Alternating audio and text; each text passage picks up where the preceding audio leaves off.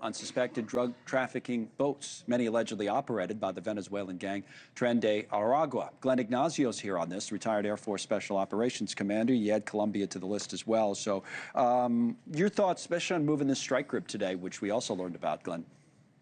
Yeah, pretty impressive. I think it's also a lot on deterrence, not just capabilities as well, because it's not just a carrier, as some people may think. This is an entire group, so that includes, missile carriers, missile destroyers, submarines. So it is an incredible amount of force brought to bear as it comes through the Straits of Gibraltar, I believe, right now. So it is definitely an intimidating factor on any party, including an individual drug runner, not including Maduro and Petro. So does this tell you anything about what the U.S. policy is with regard to, Latin America?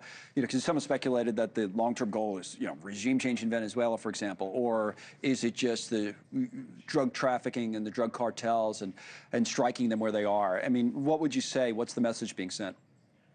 Well, I think it is definitely where these drug cartels that are running through those particular areas and the strikes happen are sort of the symptom where we're looking at the cause and they're saying that it's Maduro and now Petro being involved. So I think, again, there's a lot of deterrence, but it's also that threat. So not only did Trump say that, hey, I'm authorized CIA covert operations, but I think it's about a $15 million bounty on any kind of evidence against Maduro to show that he's connected with this to possibly get him either jailed or push for a regime change. That doesn't include also Colombia with everything we're talking about, because it was Petro that about right before the Trump administration, so this is a prior administration, he stated that the drug basically teaming with the United States is not going well. And for years before that, it has. So Petro has been causing a lot of turbulence with his speech in UN. So I could see how both are breaking down at this point. He's just been hit with the sanctions. Those were just announced. In announcing the latest strike on the cartels, Pete Hegseth said on X last night that the vessel was known by our intelligence to be involved in illicit narcotics smuggling, was transiting along a known narco trafficking route and carrying narcotics. 6 male narco terrorists were aboard the vessel during the strike, which was conducted in international waters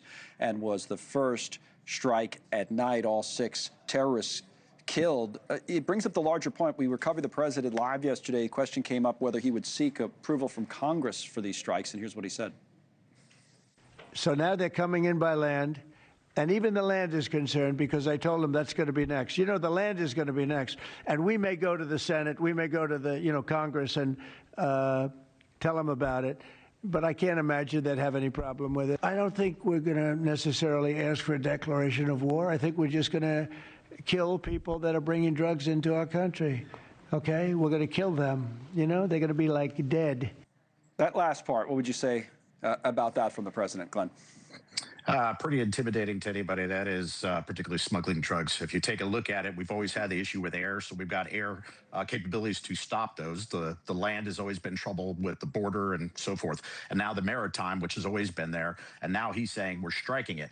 I think I completely understand, and so for everybody to understand, this isn't just seeing a boat out at sea and then striking it. There's a combination of things. There's human intelligence of knowing who's on that boat and what drugs have actually physically transferred to that ship. There's signals intelligence, that is the communication. There is a lot of intelligence before they put a weapon on target, which I think a lot of people don't understand. So I think that taking out these particular targets, the authorization of military force has been there, and they have identified them as terrorists. Not being a lawyer, but he has that platform to stand on to be able to continue these strikes. I'm just concerned if they start using, lack for a better term, human shields on these ships while the drug runners try to proceed. And that's where things get delicate and dangerous. Okay, that is something to watch for, which we will do. Glenn, as always, thank you. Major Glenn Ignazio with us. Thank you.